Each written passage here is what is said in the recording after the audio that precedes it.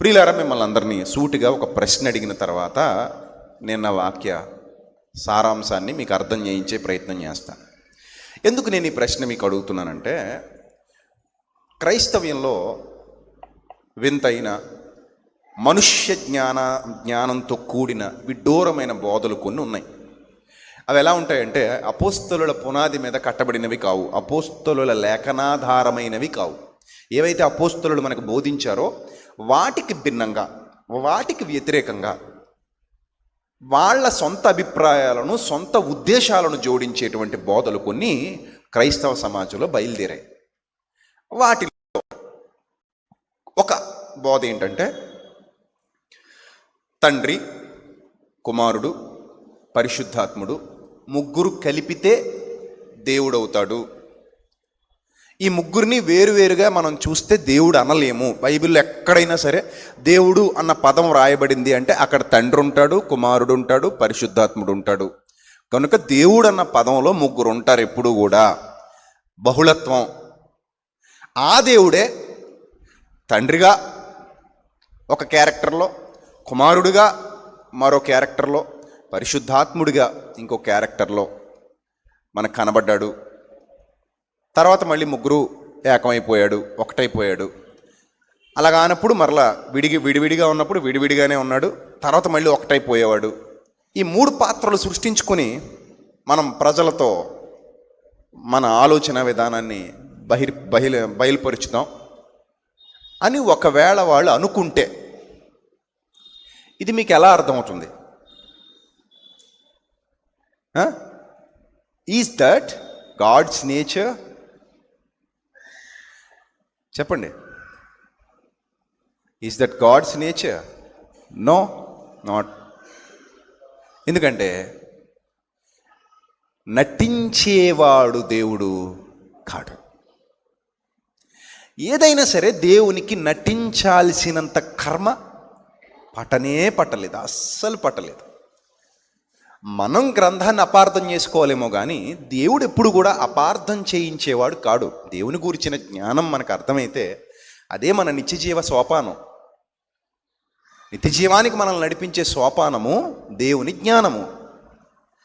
దేవుడు నటుడు కాడు, మానవుడు నటుడు. యాక్టింగ్ అని తెలిసాక ఇంపాక్ట్ ఉండదు. దేవుడు యాక్టర్ కాదు, ఫిక్స్. మన దేవుడు నటుడు కాదు. యాకోబు పత్రిక 1వ అధ్యాయము 16-17 వచనం. నా ప్రియ సహోదరులారా మోసపోకుడి, నా ప్రియ సహోదరులారా మోసపోకుడి. శ్రేష్టమైన ప్రతి ఈవియు, సంపూర్ణమైన ప్రతి వరమును పరసంబంధమైనదై జ్యోతిర్మయుడగు తండ్రి యొద్ద నుండి వచ్చును.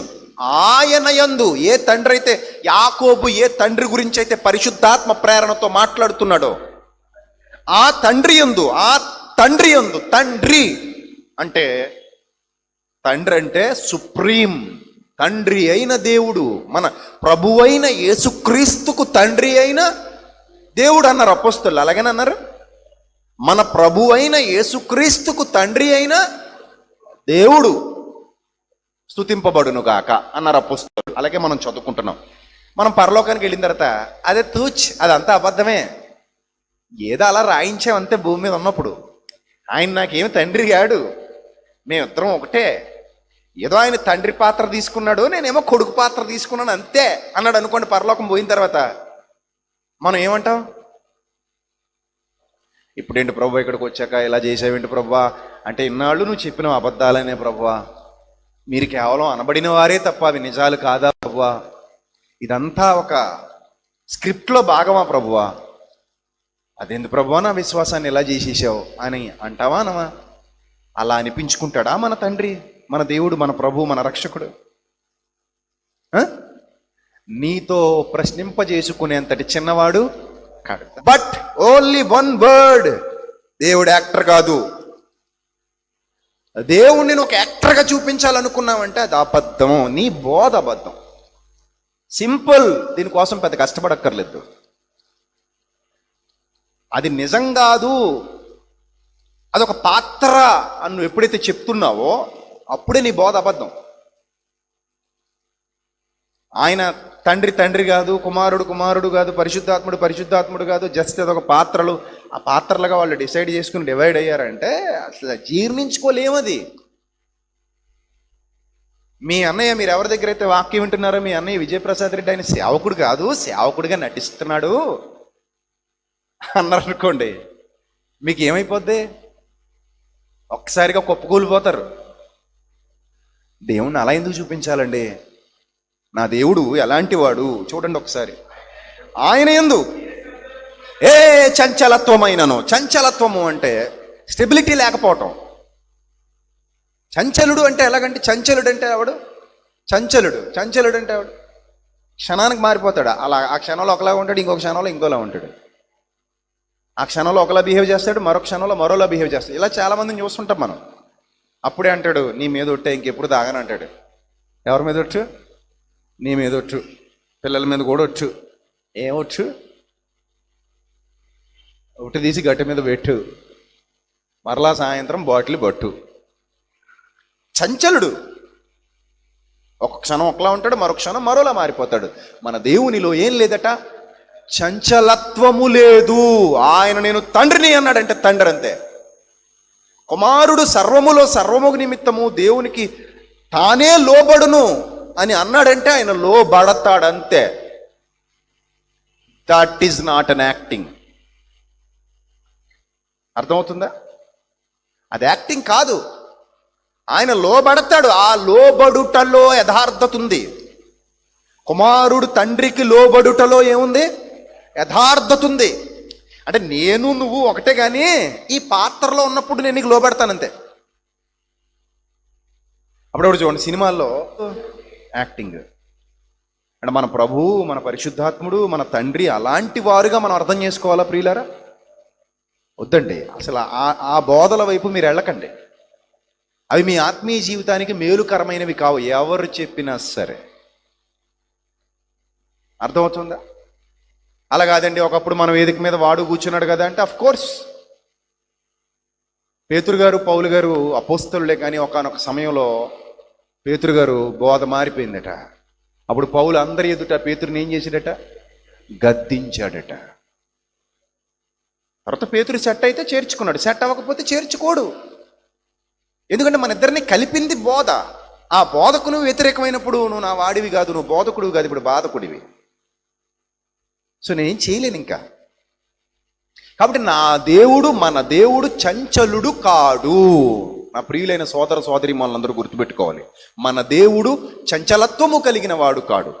తండ్రిగా అక్కడ కాసేపు యాక్ట్ చేసి, కుమారుడుగా భూమి మీదకి వచ్చి ఇక్కడ కాసేపు యాక్ట్ చేసి, మళ్ళీ వెళ్ళిపోయి డ్రెస్ మార్చుకొచ్చి పరిశుద్ధాత్ముడిగా యాక్ట్ చేసి, అసలు ఆయన లైఫ్లో యాక్టింగ్లు అనేవి ఉండవు. తండ్రి తండ్రే, కుమారుడు కుమారుడే, పరిశుద్ధాత్ముడు పరిశుద్ధాత్ముడే.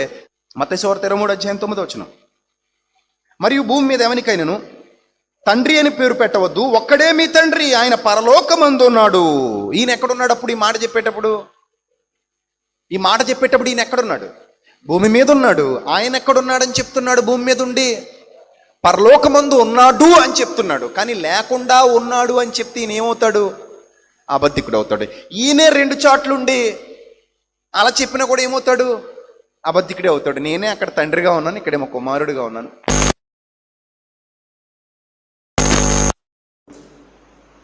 ఆయన నటుడు కాడు.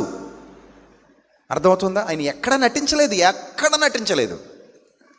ఎక్కడ ఉన్నది ఉన్నట్టు. చంచలత్వం లేదట. ఇంక మళ్ళీ చదువు యాకోబు పత్రికలో, అది ఫుల్ఫిల్ చేద్దాం. ఏమంటే ఇక్కడ ఏం చెప్తున్నాడు? ఆయన మనకి తండ్రి, ఆయన మన తండ్రి. ఏమండి ఆయన పరలోకమందు ఉన్నాడని చెప్పాడు.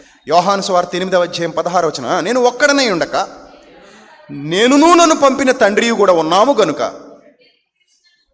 నేను తీర్పు తీర్చినను, నా తీర్పు సత్యమే. నేను ఒక్కడనే ఉండక నేనును నన్ను పంపిన తండ్రి కూడా ఉన్నాము గనుక. ఉన్నాము బహువచనం, ఉన్నాను ఏకవచనం, ఉన్నాము బహువచనం. ఉన్నాము గనుక. ఆయనేమో పరలోకంలో ఉన్నాడు, నేనేమో భూమి మీద ఉన్నాను. అది యాక్టింగ్ కాదు, రియల్. అందుకే ఎంత క్లియర్గా ఆ యాకోబు పత్రికలో ఆయన యందు చంచలత్వమైనను గమనాగమనముల వలన కలుగు ఏ ఛాయ అయినను లేదు. గమనాగమనముల వలన కలుగు ఛాయ అంటే నీడ. అంటే దీన్ని ఎలా అర్థం చేసుకోవాలంటే, నేను ఇలా ఉన్నప్పుడు ఒకలాంటి నీడ పడుతుంది, ఇలా అన్నప్పుడు మరోలాంటి నీడ పడుతుంది, అంతే కదా. నేను ఇటు తిరిగితే ఒకలాంటి నీడ పడుతుంది, ఇటు తిరిగితే ఒకలాంటి నీడ పడుతుంది. గమనంలో ఉండగా ఛాయ మారిపోతుంది, ఛాయారూపం మారిపోద్ది. గమనంలో ఉండగా ఛాయారూపం మారిపోద్ది. అంటే క్షణానికి ఒకసారి మనం గమనంలో ఉండగా ఛాయారూపం ఏమైపోద్ది, మారిపోద్ది. సూర్యుడు వచ్చాడండి, నీడ ఎప్పుడు ఒకలా ఉంటుందా? సూర్యుడి దిశ మార్చుకునే కొలది నీడ దిశ కూడా ఏం చేస్తుంది, మార్చుకుంటుంది. దేవుడు అలాంటి వాడు కాడు అని చెప్పడం కోసం ఇంత బెస్ట్ ఎగ్జాంపుల్, ఇంత అద్భుతమైన పద ప్రయోగం చేశాడు ఇక్కడ భక్తుడు. ఏ ఛాయ అయినను ఆయనలో లేదు, అలాంటి క్యారెక్టర్ దేవునిలో లేదన్నాడు అంతే. దాన్ని మనం గట్టిగా నమ్మాలి. అలా కాదు ప్రభు, నువ్వు ఒక్కడివే ముగ్గురుగా యాక్ట్ చేసేవాడు కదా అంటే అది తప్పు కదండి. అది దేవుడు అలా యాక్టింగ్లు చేయడండి. ఇప్పుడు ముగ్గురు మొనగాళ్ళన్న చిన్నతనంలో సినిమా వచ్చింది, ముగ్గురు మొనగాళ్ళు. అందులో ముగ్గురు చిరంజీవులు ఉంటారు. పెద్ద చిరంజీవి ఆయన మీద పావురం పెట్టి తిరుగుతుంటాడు, చిన్న చిరంజీవి ఆయనేమో పోలీసుడు, మూడో చిరంజీవి ఆయనేమో బ్రాహ్మణుడు. అప్పటికి మాకంత నాలెడ్జ్ కూడా లేదు. ఇంతకీ ముగ్గురు చిరంజీవులు ఎలా వస్తారబ్బా అనుకునేవాళ్ళం. ముగ్గురు చిరంజీవులు ఎలా వస్తారు, ఒకేసారి ఫ్రేమ్లో ముగ్గురు కనబడుతున్నారు. ఒక ఆయనేమో విలన్లా ఉన్నాడు, ఒక ఆయన పోలీసుడిలా ఉన్నాడు, ఒక ఆయనేమో బ్రాహ్మణుడిలా ఉన్నాడు, ఎలా వస్తారబ్బా అనుకునేవాళ్ళం. ఆ తర్వాత తెలిసింది ముగ్గురు కాదు, ఒక్కడే 3 పాత్రలు ఒక్కడే పోషించేశాడు. సినిమాలో మాత్రం ముగ్గురులా కనబడతారు, కానీ వాస్తవానికి ఒక్కడే ముగ్గురుగా నటించాడని తెలిసినప్పుడు ఓస్ అనుకుంటామా? అంతేనా? ఇప్పుడు ఇదే విధంగా దేవుడి దగ్గరికి మనం నిత్యజీవానికి వెళ్ళాక అక్కడ తండ్రి ఒక్కడే ఉండి, తండ్రి తండ్రి యేసుప్రభు వారు అంటే యేసుప్రభు వారు లేరు, ఎవరు లేరు, నేనే యేసుప్రభుని. అలా కాదు ప్రభు, పరిశుద్ధాత్ముడు కూడా నేనే. అదేంటి ప్రభు, మరి నన్ను పంపిన తండ్రి కూడా ఉన్నామన్నారు కదా ప్రభు. ఏంది ప్రభు ఇదంతా అనే ఆ స్థితిలోకి మనల్ని పెట్టడైనా అసలు అది ఉండదండి. అందుకే గమనాగమనముల వలన కలుగు ఏ ఛాయ అయినను లేదు. నెక్స్ట్, ఆయన తాను సృష్టించిన వాటిలో మనము ప్రథమ ఫలముగా ఉండునట్లు సత్యవాక్యము వలన మనలను తన సంకల్ప ప్రకారము కన్నాడు. ఇది క్లియర్. ఇంత చక్కటి బోధ ఉంది బైబిల్లో. ఇక అపోస్తలులు కూడా ఈ పాత్రలు పిలువబడ్డారు, అనబడ్డారు, అలాగ అనబడ్డారు, ఇలాగ అనబడ్డారు. వాస్తవానికి కుమారుడు కాదు, వాస్తవానికి పరిశుద్ధాత్ముడు కాదు. ఈరోజు కొత్త విధానాల్ని, కొత్త సిద్ధాంతాలని, కొత్త ఉద్దేశాలు మనుష్య జ్ఞానంతో వాళ్ళకి అనిపించింది ఏదో ఒక ఊహలో ఒక కొన్ని వచనాలు వాళ్ళకి అనుకూలంగా మలుచుకొని ఏదో ఒక పాయింట్ చెప్దాం అని అనుకునే వాళ్ళు ఎవరైతే ఉన్నారో వాళ్ళు చెబుతున్న ఆ బోధ ఇంతకు మునుపు ఎప్పుడైనా అపోస్తలులు బోధించారా అని మనం చెక్ చేసుకోవాలి. చేశారా ఎక్కడైనా అపోస్తలు? అలా చేయలేదుగా. మరి వీళ్ళకి ఎలా వచ్చింది? అది ఎక్కడి నుంచి వస్తుంది ఇదంతా? అదేదో తెలియని వెర్రితనం అనమాట, దారి తప్పించడానికి. కాబట్టి ఏ ఒక్కరూ దారి తప్పిపోవద్దు. బైబిల్ బాగా చదవండి, నేర్చుకోండి. బైబిల్లో ఉన్నది ఉన్నట్టుగా బోధించాలి తప్ప లేనివి కలపడానికి కానీ చెరపడానికి కానీ మనకు అధికారం దేవుడు ఇవ్వలేదు. ఇందులో ఒకటి కలపడానికి వీల్లేదు, ఒకటి తీసేయడానికి వీల్లేదు. అంత ఖచ్చితత్వంతో ఉండాలి బైబిల్ దగ్గర. అర్థమవుతుందా? కొరింథీయులకు రాసిన మొదటి పత్రిక 8వ అధ్యాయము 6వ వచనం. ఆకాశమందైనను భూమి మీదైనను ఉన్నను మనకు ఒక్కడే దేవుడున్నాడు, ఆయనే తండ్రి. చూసారా? ఆయన నుండి ఏం కలిగిందట? సమస్తము కలిగెను. ఆయనే ఒక్కడే అన్న పదాన్ని గట్టిగా ఆలోచించండి. తండ్రులు ఎంతమంది అట? ఒక్కడే.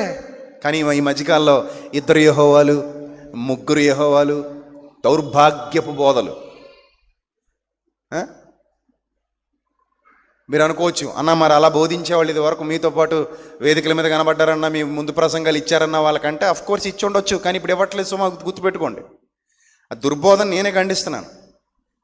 కాబట్టి అన్న ఇది వరకు మరి మీ సెమినార్లో పలానా వ్యక్తి కనబడ్డాడు, ఆయన 3 యెహోవాలంటున్నాడు, 2 యెహోవాలంటున్నాడు అంటే తీసి అవతల పడేయండి. నేనే చెప్తున్నాను కదా, అవకాశం ఇచ్చింది నేనే అయితే ఇప్పుడు నేనే చెప్తున్నాను అది తప్పు బోధ అని. కాబట్టి దాన్ని బట్టి మీరు డిసైడ్ అయిపోండి అంతే. అర్థమవుతుందా? దుర్బోధ. 2 యెహోవాలు, 3 యెహోవాలు బైబిల్లో లేరు, తండ్రి ఒక్కడే. అర్థమైందా? ఇలా ఏదైనా సరే ఏది మలిచే ప్రయత్నం చేసినా మీరు జాగరూకులుగా ఉండండి, అట్టి వారికి దూరంగా ఉండండి. ఇక్కడ ఏమనుందో అదే అదే నమ్మండి. ఏమనుంది అక్కడ? ఆకాశమందైనను భూమి మీదైనను దేవతలనబడినను మనకు ఒక్కడే దేవుడున్నాడు. తండ్రులు ఎంతమంది అట మనకి? ఒక్కడే తండ్రి, ఒక్కడే తండ్రి, ఒక్కడే ఒక్కడే అన్న పదాన్ని గట్టిగా అర్థం చేసుకోండి. గ్రంథంలో అదే ఉంది. నేను మీతో చెప్పవలసినవి ఇంకను అనేక సంగతులు కలవు కానీ ఇప్పుడు మీరు వాటిని సహించలేరు. అయితే ఆయన అనగా సత్యస్వరూపి అయిన ఆత్మ అనగా పరిశుద్ధాత్మ వచ్చినప్పుడు మిమ్మును సర్వసత్యములోనికి నడిపించును. ఇక్కడ మళ్ళీ పాయింట్ అండర్లైన్ చేసుకోండి. ఆయన అనగా పరిశుద్ధాత్ముడు తనంతట తానే ఏమీయూ బోధింపక, ఇందాక నా అంతట నేనే కాదు, ఆయన చెప్పిందే నేను మీకు చెప్తున్నా. ఇక్కడ తనంతట తానే ఏమీయూ బోధింపక, ఇక్కడ ఇది అండర్లైన్ చేసుకోండి, అక్కడ అది అండర్లైన్ చేసుకోండి. రెండు వచనాలు దగ్గర పెట్టుకుని చదువుకోండి. తండ్రి బోధించినది కుమారుడు బోధిస్తున్నాడట. తండ్రి ఏదైతే మాట్లాడమన్నాడో అదే కుమారుడు మాట్లాడుతున్నాడట, అంతే తప్ప తనంతట తానేం మాట్లాడలేదట. ఇది ఫస్ట్ పాయింట్. సెకండ్ పాయింట్, ఆయన అనగా పరిశుద్ధాత్ముడు తనంతట తానే ఏమీ బోధింపక వేటిని వినునో వాటిని బోధించి సంభవింపబో సంగతులను మీకు తెలియజేయును. ఆయన నా వాటిలోనివి తీసుకుని మీకు తెలియజేయును కనుక నన్ను మహిమపరచును. ఎందులో తీసుకుంటాడట? నా వాటిలోనివి తీసుకుంటాడు. నా వాటిలోని, తనంతట తాను బోధించడు, నా వాటిలోనివి తీసుకుంటాడు. అర్థమవుతుందా? నా వాటిలోనివి తీసుకుని మీకు బోధించును కనుక నన్ను మహిమపరుస్తాడు. నా వాటిలోవి తీసుకుంటాడు కాబట్టి నన్ను మహిమపరుస్తాడు. ఇప్పుడు మహిమ నాకు, నా ద్వారా తండ్రికి. ఏమండి? నన్ను మహిమపరుస్తాడు. నెక్స్ట్, తండ్రికి కలిగి ఉన్నవన్నీ నావి, అందుచేత ఆయన నా వాటిలోనివి తీసుకుని మీకు తెలియజేయనని నేను చెప్పి తిని అన్నాడు. ఇక్కడ మళ్ళీ క్లారిటీ ఇచ్చాడు. అంటే నా వాటిలోనివి అనగానే తండ్రివే, తండ్రికి కలిగినవి నావి, తండ్రి దగ్గర నేను తీసుకుంటే నా దగ్గర నుంచి మళ్ళీ ఎవరు తీసుకుంటున్నారు? పరిశుద్ధాత్ముడు తీసుకుంటున్నాడు. ఇది క్లారిటీ, ఎంత క్లారిటీగా ఉందో చూడండి ఇక్కడ మనం చదువుతున్నటువంటి సందర్భం. ఇక్కడ నటనకు ఆస్కారం ఉందంటారా ప్రియులారా? చెప్పండి. లేదు, అది వద్దు. ఆ మాట పాపం, ఆ మాట అనకూడదు. మనం దేవుడు నటుడు అన్నట్టుగా మనం మాట్లాడకూడదు. దేవుడు ఒక్కడే, తండ్రి ఒక్కడే, అంతే తప్ప ఏదో యాక్టింగ్ చేసి ఆ పాత్రలు, సృష్టింపబడిన పాత్రల్లో ముగ్గురుగా, ఇద్దరు ఒక్కడే ముగ్గురుగా యాక్టింగ్ చేయడమను, అయితే ముగ్గురు ఒక్కడిగా యాక్టింగ్, ఈ యాక్టింగ్స్ ఏమీ లేవు. వారు ఏకమై ఉన్నారన్నది సత్యం, ఒక్కటిగా ఉన్నారన్నది సత్యం, కలిసి ఉన్నారన్నది సత్యం.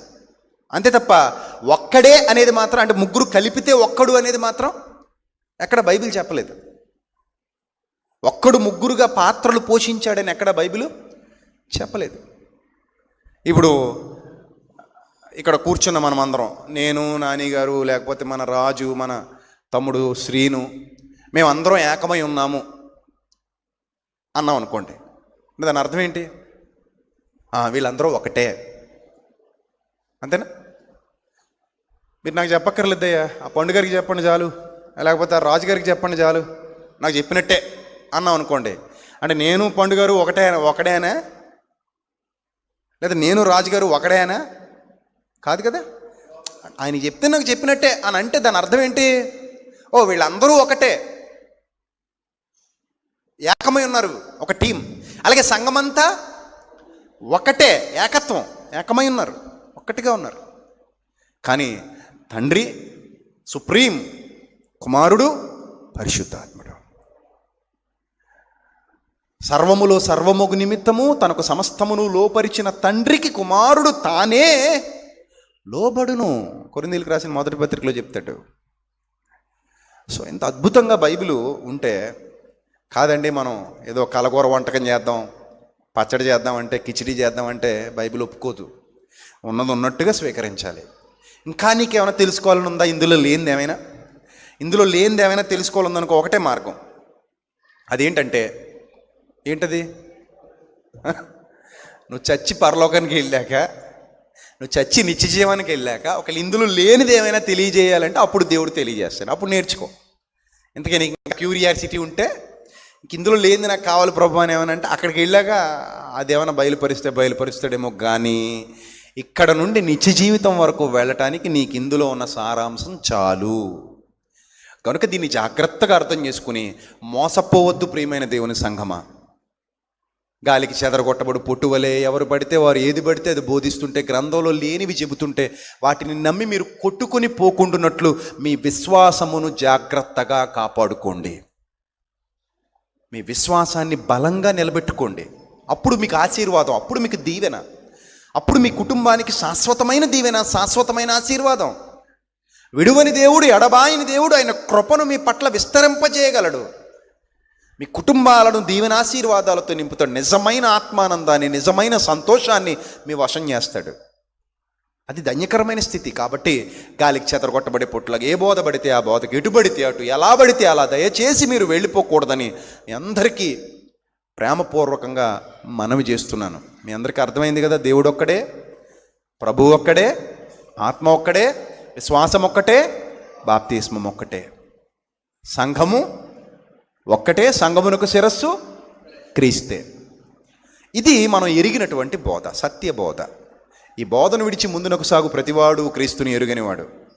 తండ్రిని కుమారుని ఒప్పుకొనని వాడెవడో వాడేనట క్రీస్తుకు విరోధి అంటున్నాడు. కాబట్టి ఉన్న సత్యాన్ని ఉన్నది ఉన్నట్టుగా ఒప్పుకొని దాని యందు వేరుపారి స్థిరపడిన ఎడల మీ ఆత్మీయ జీవితం మరింత బలాభివృద్ధి చెందుతుంది, మరింత వర్ధిల్లుతారు, మీరు బాగుంటారు.